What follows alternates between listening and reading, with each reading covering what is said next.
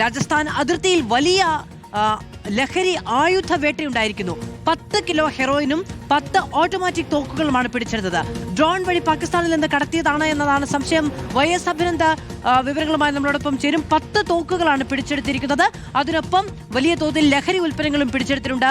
അഭിനന്ദ, വലിയ വേട്ടയാണ് ഉണ്ടായിരിക്കുന്നത്. എന്താണ് ഏറ്റവും ഔദ്യോഗികമായി ലഭിക്കുന്ന വിവരങ്ങൾ?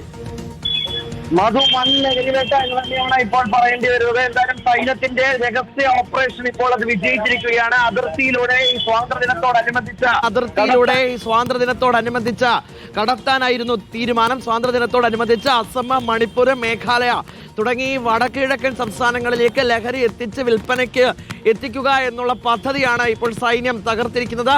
10 ഓട്ടോമാറ്റിക് തോക്കുകളും 10 ഹെറോയിനും അങ്ങനെയാണ് നിലവിൽ പിടികൂടിയിട്ടുള്ളത്. എന്തായാലും ഇവർ നേരത്തെ തന്നെ ഇത്തരത്തിലുള്ള ബന്ധം അത് ഉണ്ടായിരുന്നു.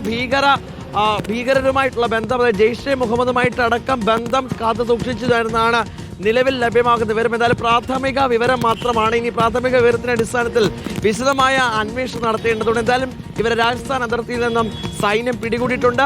വിശദമായി തന്നെ ചോദ്യം ചെയ്യേണ്ടതുണ്ട്. ചോദ്യം ചെയ്തതിനു ശേഷം കൂടുതൽ വിവരങ്ങൾ പുറത്തു വരിക തന്നെ ചെയ്യും.